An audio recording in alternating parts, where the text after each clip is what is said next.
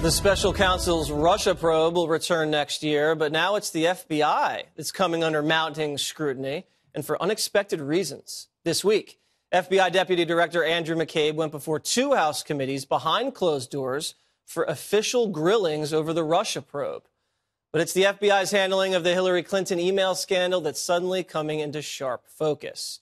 Congressman Matt Gaetz joins us from Florida with new information about his Judiciary Committee meeting with McCabe yesterday. Welcome, Congressman. So, what happened behind closed doors, and what are you allowed to say to us?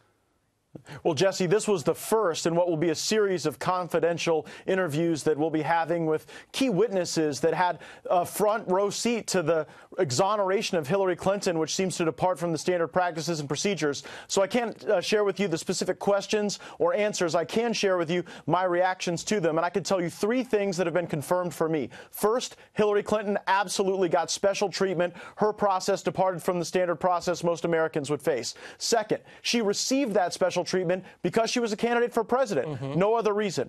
Third thing that we absolutely know, there were people in the highest levels of this government that were doing everything possible to make sure that Hillary Clinton did not face consequences. Some of those very people have now migrated over to the Mueller probe and are persecuting the president of the United States without a valid basis. And that's why the work we're doing in the Judiciary Committee is so important. All right, that's very interesting. So we all know that Hillary got special treatment from, the tarmac meeting to writing an exoneration letter before exonerating her, to softening the language to take out the criminality, to, she went in for an interview and wasn't under oath. So we know that happened. At this point, what are you going to do about it?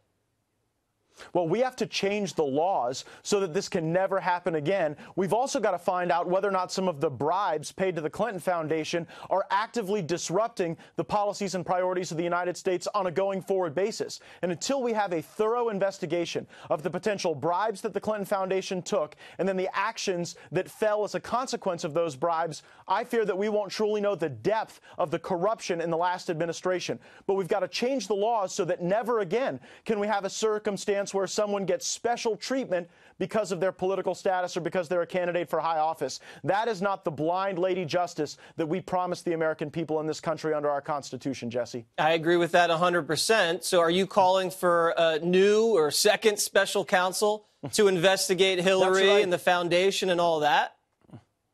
Well, for 5 months now, Jesse, over 20 members of the Judiciary Committee have been calling for a second special counsel to investigate the Clinton Foundation, the Clinton email server, and the entire handling of that process. But what's so troubling to me is that the Attorney General has been sitting on his hands. Despite the fact that we've had these calls for a second special counsel, the Attorney General hasn't done it. And it's just a double standard when you've got this special counsel that has a limitless budget, limitless authority persecuting the president, and we're not looking at the real crimes from the real criminals. Okay, so can I ask you, I know you're not allowed to say everything, but did you ask McCabe about that meeting where it was the FBI agent who hated Trump and his mistress? They were in this meeting and they talked about protecting the country from a Trump presidency and taking out an insurance policy if Trump was elected president. Did you ask about that?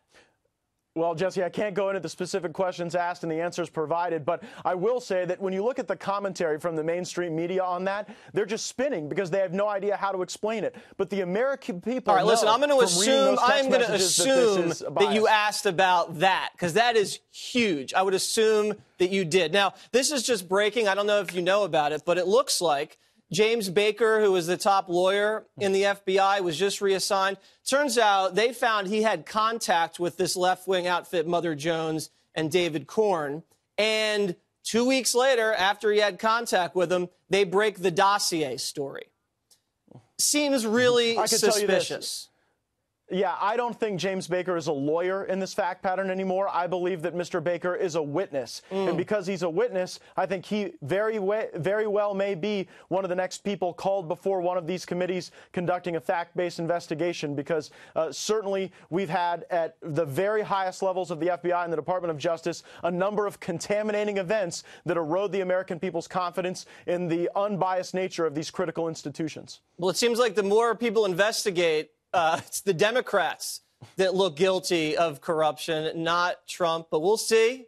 Anything could happen. And Congressman Gaetz, thanks for your service. Thank you, Jesse.